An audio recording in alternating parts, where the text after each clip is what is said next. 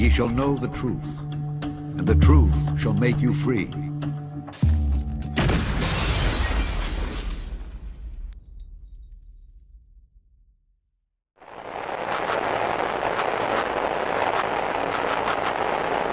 It's one small step for man, one giant leap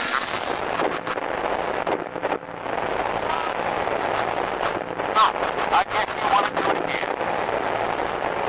Okay.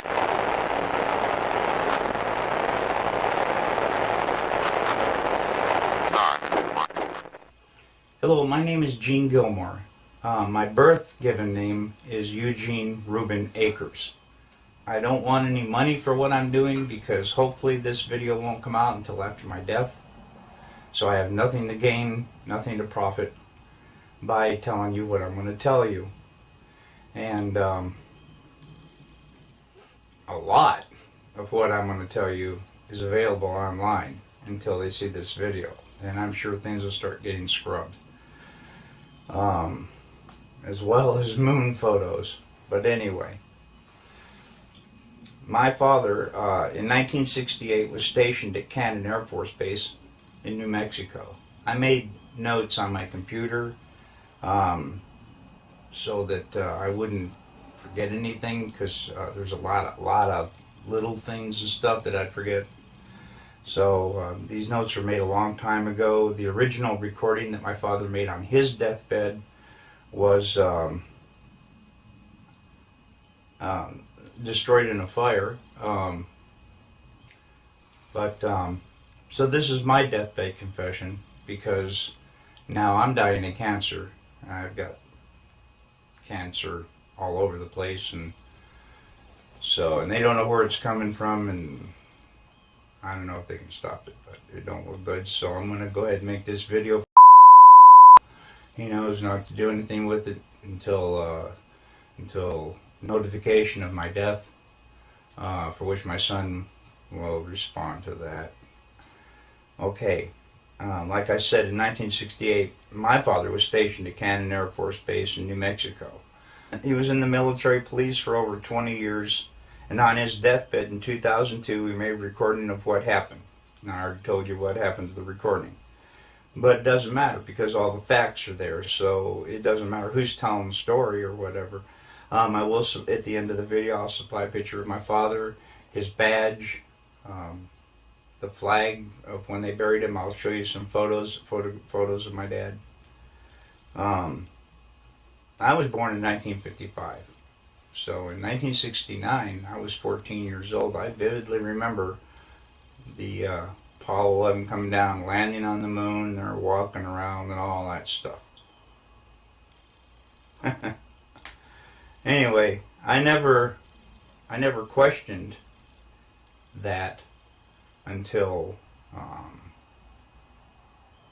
my dad told me what he told me on his deathbed. And then I started doing a little, nothing major, nothing, just surfing the web, I think they call it, surfing the web. And a lot of that information's right there on the web. I mean, it verifies the story that he told me. Okay, anyway, this is the story that my dad told me on his deathbed.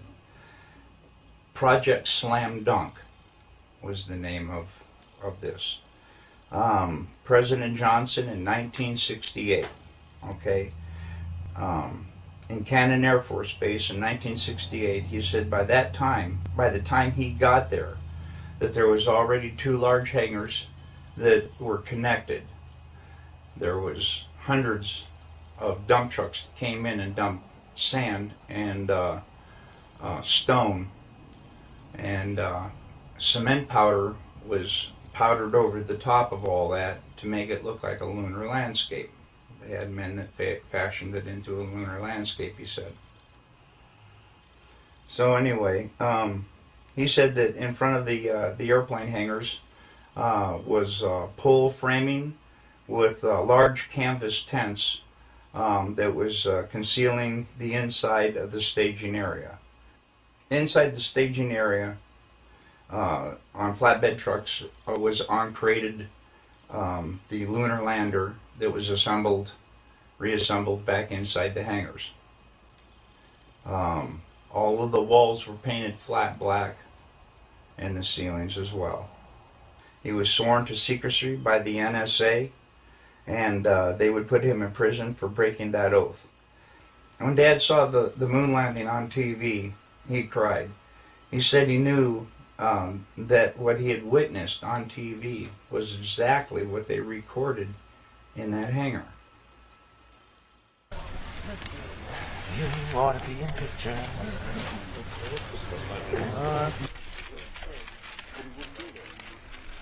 That's the best? Let's say it's another one to print. I think that's awfully good. That one and the one before it was pretty good. Do we have about 15 seconds? Oh yeah, you've got a lot of time. Yeah. I claim this land in the name of... What do you got now? Now move. Cut it.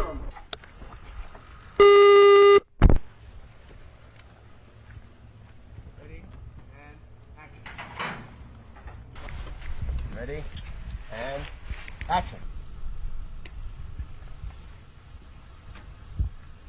Cut it, Jim. Very good. Print that. Print 4. He needs to still 41. pop this mark. Or once more, please. Otherwise, he, Let me walk it. There you go. Back in the middle of it. 41. Here's what we really need is for him to go to his left and then kind of veer back. Is that right?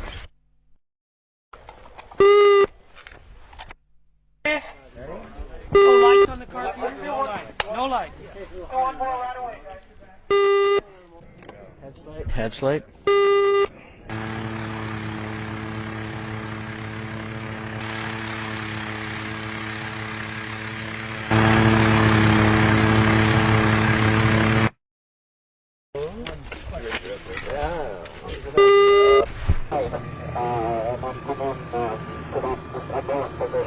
Exactly right, and it has to be. We have to be high enough so that we've got you against blue sky and not against Earth as you're coming in. You're coming in a descending approach as you get in. Over. We can rehearse it. Said, go back and we'll rehearse it and see how it looks.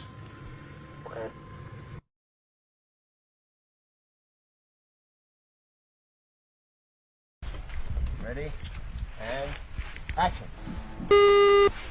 Head light.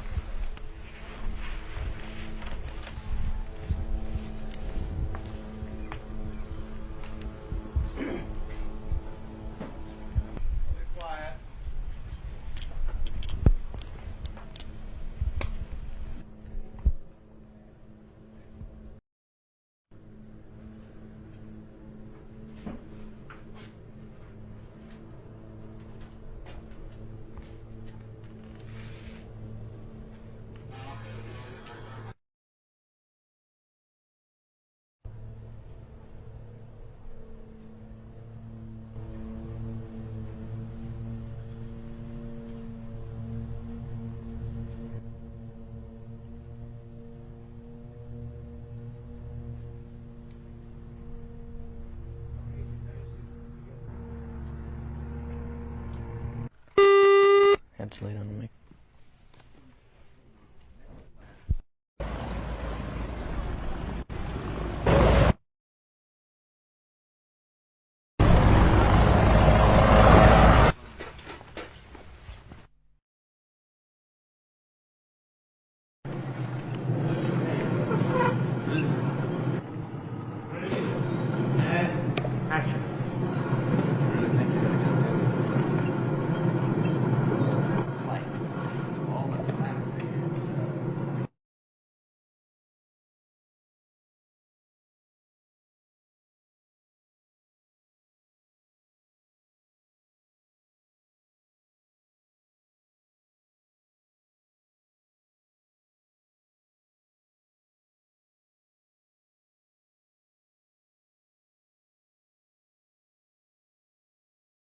Ready?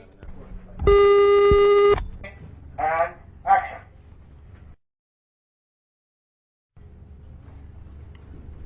Ready and turn.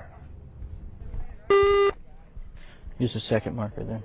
Love you, and I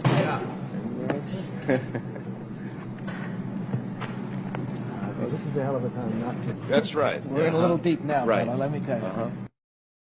We're rolling. Marker? Right now, Jim, that was better. Rehearsal, guys.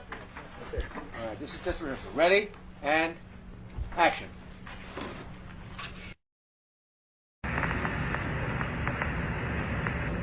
Altitude's a little high. I think it's been almost 10 years since we've been trying to do this.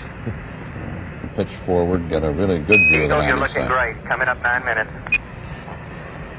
Roger, understand. Go for landing. 3,000 feet. Peter has Coming up down. I'll tell you what I'm off the ground. Peter has put a mark back there where he wants you to land. What's so it you look can like see now? them. 5.5 down. Right, but it's a tire and Right something. forward. Forward. Is a good spot, Mr. Nell? Yeah, that is.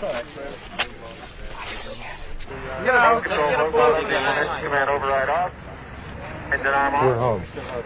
413 is in. Man on the moon. I see you. Okay.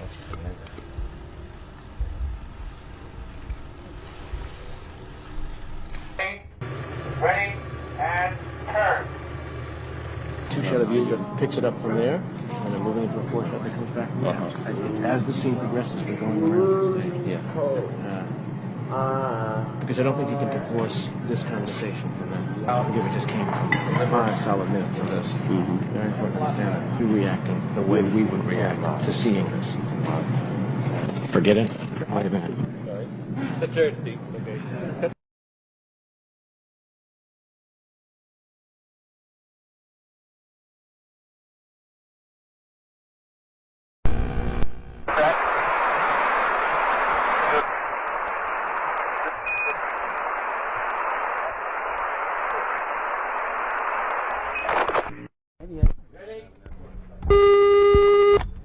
And action. Let's say it's another one to Fred. I think that's awfully good. They use clapsticks on this one. Be a mic tap hit.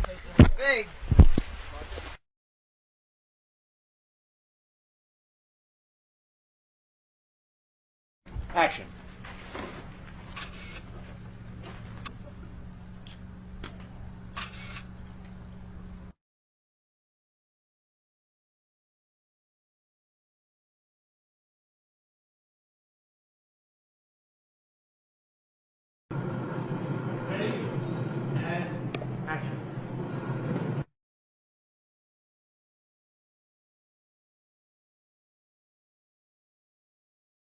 What the feelings of the Apollo program are, and the symbol of mankind that we can live in peace and harmony in the future. I didn't take him all the way into rather than even say anything about the, I like to keep this stuff to an absolute minimum. Peter has Coming up down, I'll tell you what I'm off the ground. Head slate.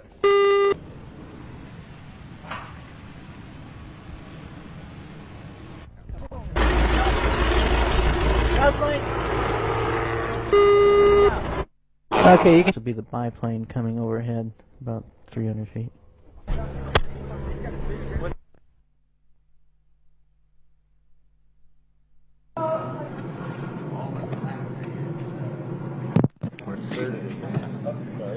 the third thing. Okay. Cut the third. Any other calls? Tail slate coming up right now.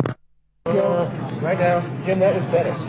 Anyway, President Johnson, Neil Armstrong, Edwin Aldrin, Werner von Braun, Robert Emenegger, Gene Kranz, James Webb, Joe Kerwin, Dr. Thomas Paine, Glenn Looney, Dr. Christopher Kraft, Dr.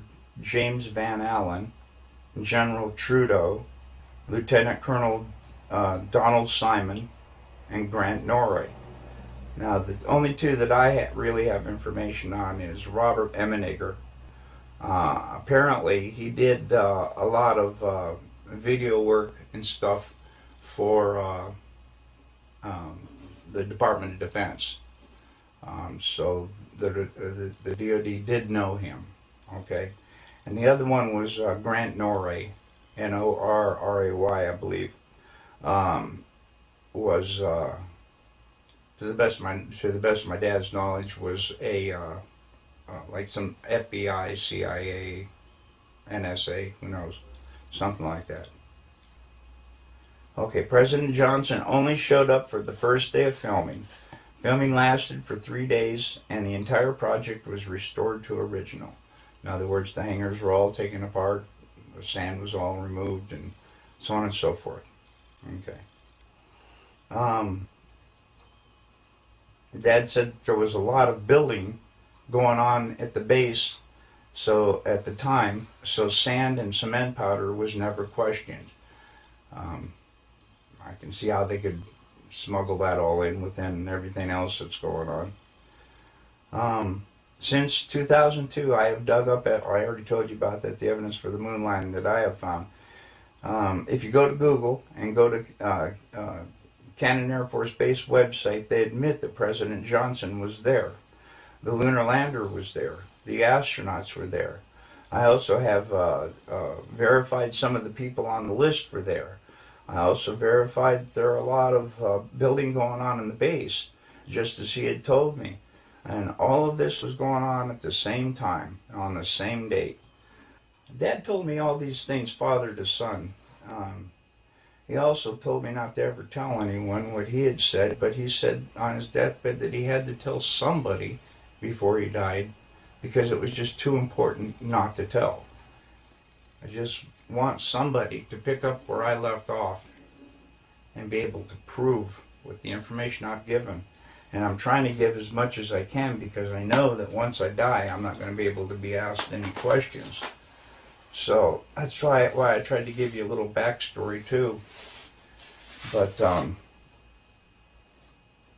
that's about all I can think of. My dad, he raised me by the book. I know he didn't lie to me. And as I started seeing more and more of what he was telling me was true, I realized my dad wasn't lying. I lifted the lid off my dad's case, and you can see that his name is Cyrus Eugene Akers. He was born on July 17th, 1933. He died on September 28th, 2002. Here's his badge, and I wanted to see if I could get as close as possible so that you can read the numbers on the bottom, which are, okay, there it is.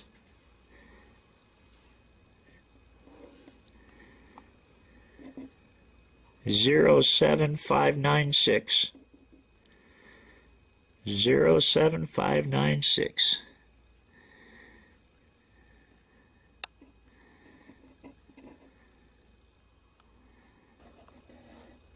That's my dad.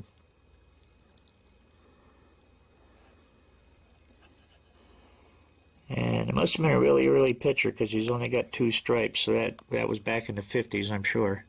Probably not long after I was born. And there he is. That's my father.